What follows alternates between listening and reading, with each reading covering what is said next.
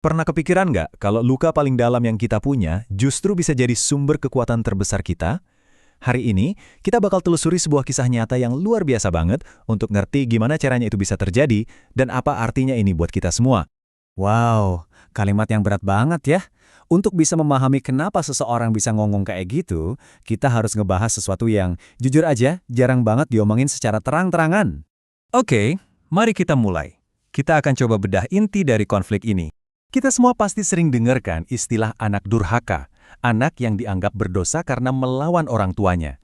Tapi, pernah nggak kita coba balik logikanya? Gimana kalau justru orang tuanya yang durhaka terhadap anaknya? Nah, gagasan inilah yang jadi pusat dari cerita kita hari ini. Coba deh kita pikirin. Bisa nggak ya prinsip yang sama berlaku di dalam keluarga? Pertanyaan ini nih yang bakal jadi kompas kita waktu kita menyelami kisah Eki Priyagong. Kita mau lihat apa prinsip ini benar-benar terjadi dalam hidupnya. Oke, sekarang kita siap-siap ya. Kita bakal buka berkas kasus dari kehidupan Eki. Dan apa yang bakal kita lihat ini, jujur, ini adalah kenyataan pahit dari masa kecilnya. Coba kita lihat sama-sama ya. Dia tumbuh di lingkungan prostitusi. Ibunya itu korban perdagangan manusia. Bayangin, harus pindah kota sampai 8 kali, tergantung lagi sama siapa pasangan ibunya saat itu. Nggak cuma itu, dia dilecehkan secara seksual oleh mentor dan guru ngaji yang harusnya dia percaya. Dan di sekolah, dia dibully habis-habisan. Ini bukan cuma poin-poin di slide ya. Setiap kalimat ini tuh beban berat yang harus dia pikul, seringkali sendirian. Gila kan? Kutipan ini bener-bener nunjukin sedalam apa luka emosional yang dia rasain. Kasih sayang itu rasanya kayak transaksi, bukan sesuatu yang tulus dan anugerah.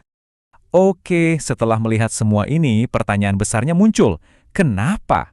Sekarang, kita bakal coba jadi detektif.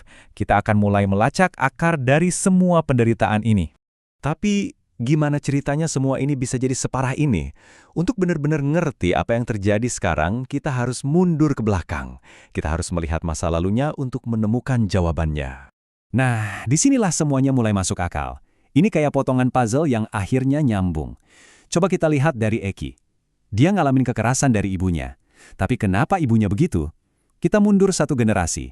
Ternyata, ibunya lahir dari pemerkosaan, ditelantarkan sama ibunya sendiri, dan akhirnya kejebak di dunia prostitusi. Oke, kita mundur lagi ke generasi neneknya. Neneknya juga korban pemerkosaan, dipaksa nikah sama pelakunya, dan melihat anaknya, ibunya Eki, sebagai pengingat trauma. Dan akarnya, paling dalam, generasi kakek buyutnya. Seorang bangsawan yang perselingkuhannya itu ngehancurin segalanya, ninggalin keturunannya tanpa pendidikan dan jadi rentan. Jadi penderitaan Eki itu nggak dimulai dari ibunya, akarnya tuh jauh lebih dalam dari itu. Ini adalah sebuah warisan luka. Jadi, poin paling pentingnya di sini adalah ini. Ibu Eki itu bukan cuma pelaku. Dia juga seorang korban yang kejebak dalam sebuah siklus yang bukan dia yang mulai. Dia itu mewarisi luka yang nggak pernah sempat dia sembuhin. Oke, kita udah tahu masalahnya, kita udah lihat akarnya. Sekarang, kita geser fokusnya. Dari masalah ke solusi. Pertanyaannya, gimana caranya Eki berhasil mutusin rantai yang udah ngehancurin beberapa generasi ini? Ternyata, peralatan buat bertahan hidup itu datang dari tempat-tempat yang nggak terduga. Pertama, pertanyaan sederhana dari ayahnya, kayak, kenapa sih Bulan ngikutin mobil? Itu memantik rasa penasarannya.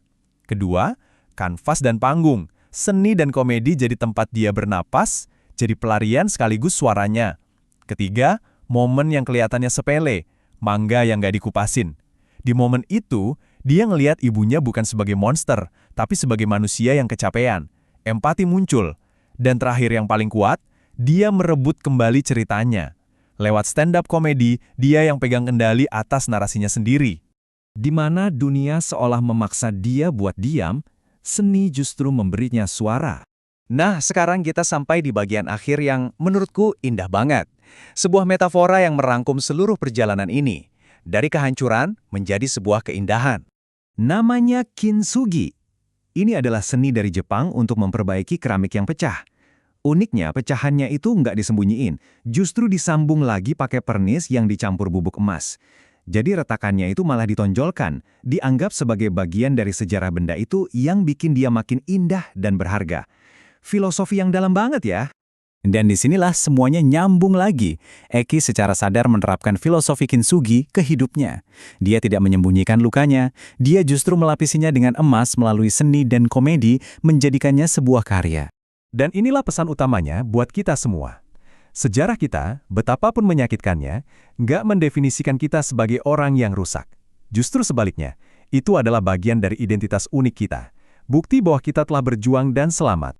Kisah Eki ini nunjukin ke kita kalau ada kekuatan di dalam kerapuhan dan ada keindahan di dalam proses penyembuhan. Pertanyaan yang tersisa untuk kita semua renungkan adalah, gimana cara kita menemukan emas untuk melapisi luka-luka kita sendiri? Terima kasih telah bergabung dalam perjalanan ini.